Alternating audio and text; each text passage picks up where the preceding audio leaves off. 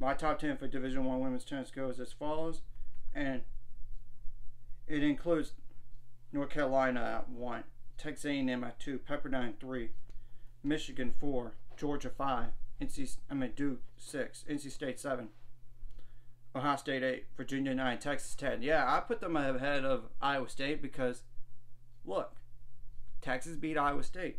I mean, though you can, and teams outside looking at it like Iowa State, Auburn, Stanford, Miami, Florida, Tennessee, Washington, just to name some teams.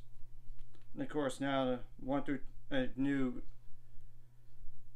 computer rankings are out, and there's only 3 more of these to go before the conference tournament. So, and I'm going to go over like the bubble teams in this situation right now. Of course, the 1 through 25 goes as follows: North Carolina, Texas A&M, Michigan, Pepperdine, Georgia, Duke, NC State, Ohio State, Virginia, Iowa State, Texas, Auburn, Stanford, Miami, Florida, Tennessee, Washington, Florida, Oklahoma State, Wisconsin, Kansas, Georgia Tech, Notre Dame, Wake Forest, and San Diego. But 26 through 40 goes as follows: UCLA, South Carolina, Old Dominion, USC as in University of Southern California, Arizona State, Texas Tech, Clemson, Syracuse, Illinois, Vanderbilt, UCF.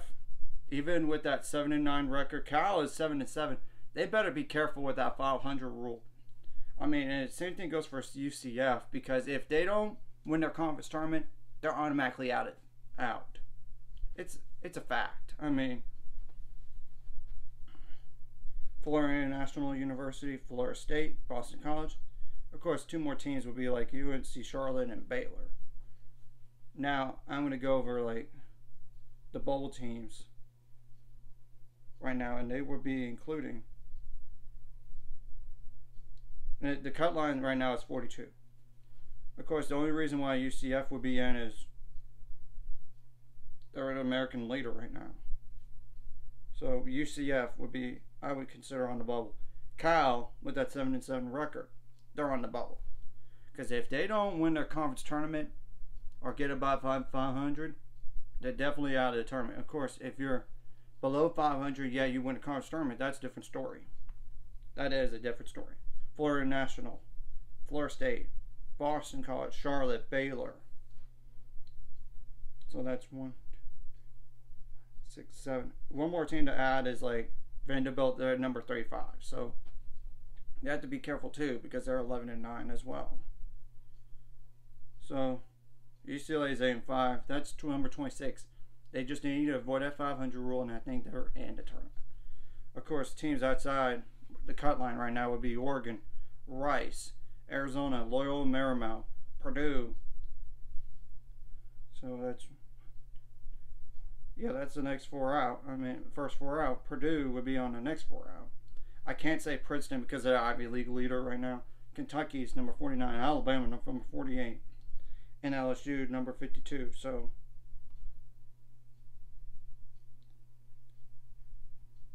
yeah, that's the main ones you gotta keep an eye on. Of course, SMU is kind of right there too. I mean, number 54, and USF as the University of South Florida, Maryland as well. So that's just naming some teams right there. And if my advice is to win all the matches you can, not just the cupcake matches or the matches you should win. You just need to get a quality win somewhere. I know, for example, Baylor has Texas on the road, not this Saturday, but the week from now. And I know Texas is going to be hard, and especially it's on the road. But of course, they should avoid that 500 rule, I would think, because they got New Mexico State, and UTSA and SMU. I think all 3 of those should be wins. So they're going to be 15.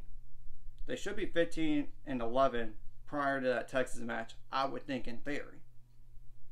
They need to beat SMU. That's the toughest opponent left on their, in the non-con here, if I'm being honest. And of course, if they would beat Texas, they automatically would be off the bubble.